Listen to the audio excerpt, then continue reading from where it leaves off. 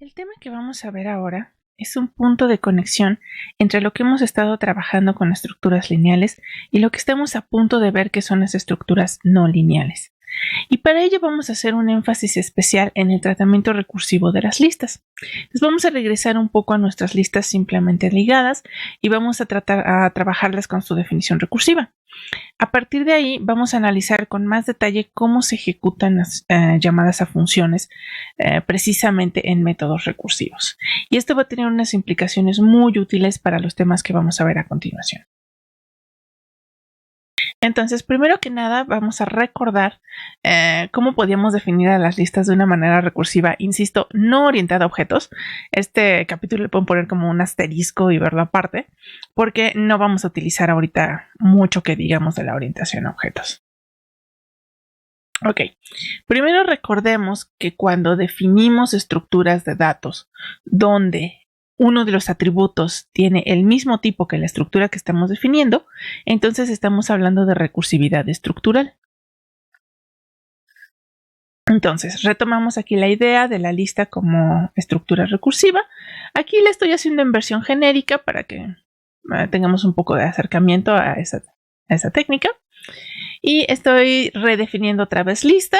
Ya teníamos un código de estos en una lección anterior, pero aquí utilizábamos object en lugar de un tipo genérico. Entonces, este código se les debería de hacer conocido, excepto por el detalle de que, bueno, el tipo del dato es y los tipos de regreso, por ejemplo, en getDato, entonces van a ser genéricos. En getSiguiente, pues también nos va a devolver una lista genérica. Pero la parte más importante es que los componentes de la lista son un dato y una lista siguiente. Bueno, al atributo le llamamos siguiente, pero observemos que lo importante es que también es de tipo lista. De hecho, aquí le falta la de genérico.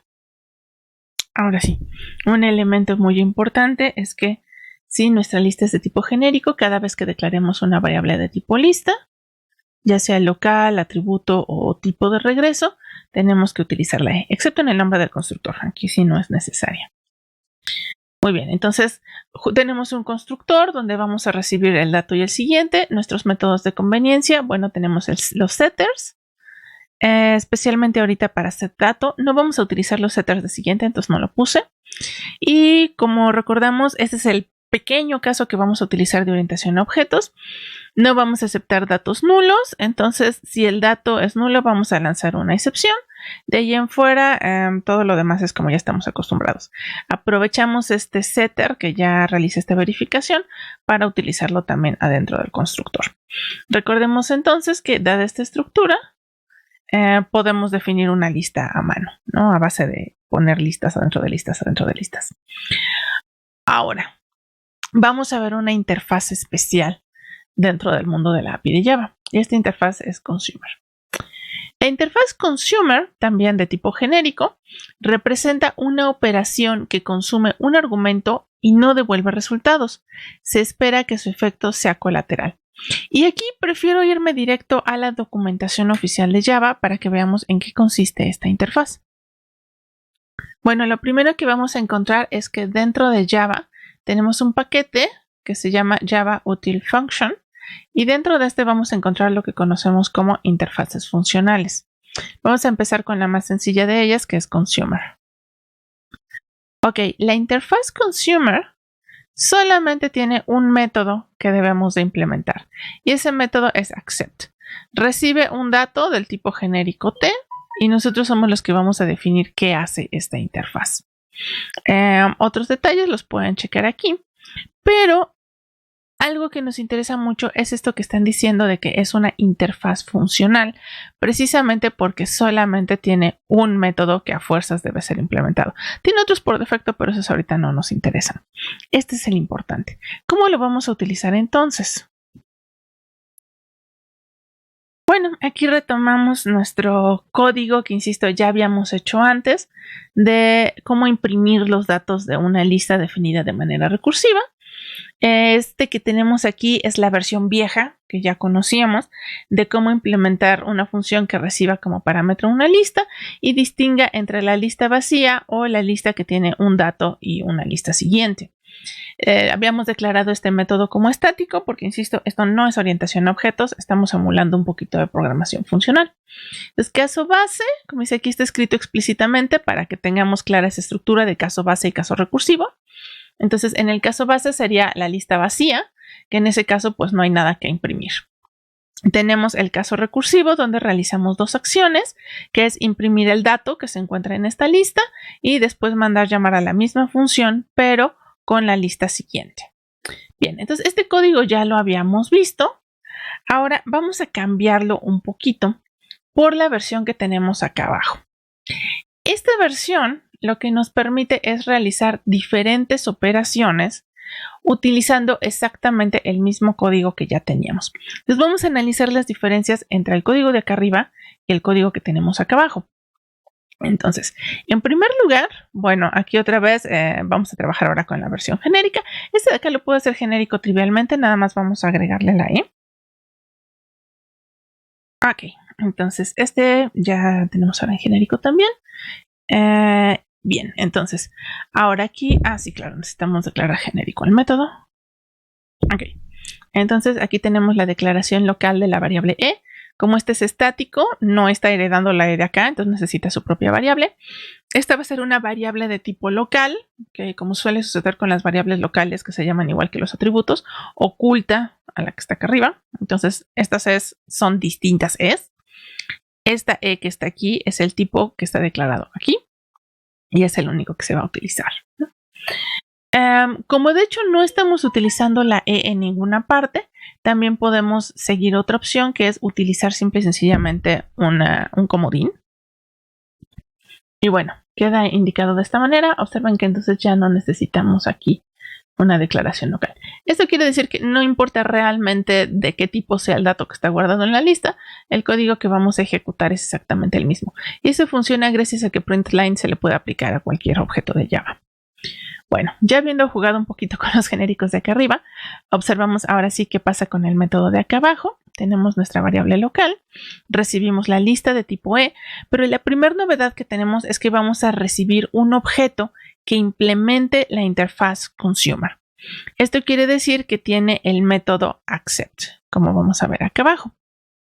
Gracias a la definición de la interfaz consumer, que es la que tenemos aquí, entonces sabemos que el objeto que nos manden tiene este método y este método es el que va a aplicar la operación que queremos sobre el elemento de la lista. Entonces, aquí tenemos ya a nuestra operación. Podríamos pensarla encapsulada adentro del objeto que implementa esta interfaz. Entonces, para hacer un código muy parecido al que tenemos en imprime lista, también tendríamos un caso base, que es cuando la lista es null y en ese caso no se hace nada, simplemente se regresa. Aquí ya estamos viendo otra manera de escribir ese mismo comportamiento, que es simple y sencillamente definir nada más el caso recursivo, si L es distinto de null.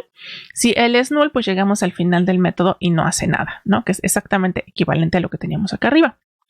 Entonces, en la llamada recursiva, que sería equivalente a lo que tenemos acá adentro del else, decimos, bueno, si L no es null, estoy en el caso recursivo. Si tengo algo que hacer, lo que voy a hacer es aplicar la operación que venga definida por este objeto sobre el dato de la lista. Y para eso lo que hago es utilizar el objeto op e invocar su método accept. Observen que no tenemos la más mínima idea de lo que le van a hacer al dato en nuestra lista, pero con esto ya lo estamos realizando.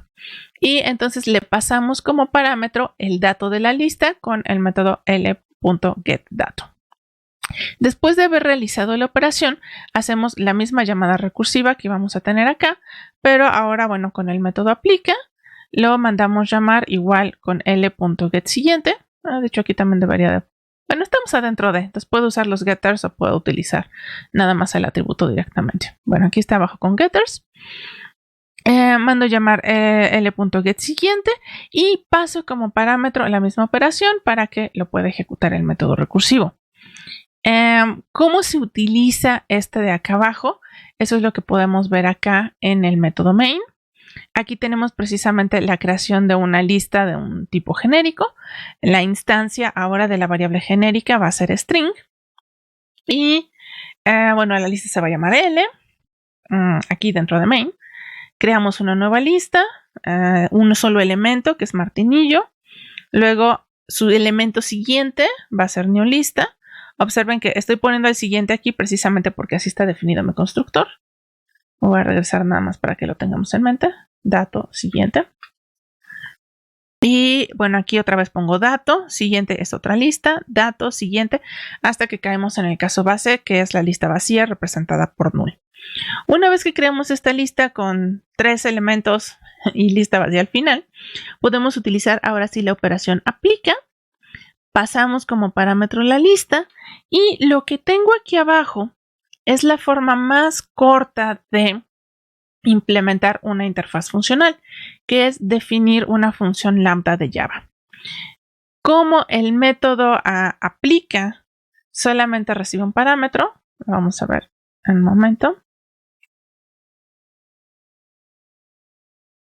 Observen que simplemente recibe un dato de tipo T. Bueno, aquí lo que estamos diciendo es a ese parámetro le vamos a llamar dato.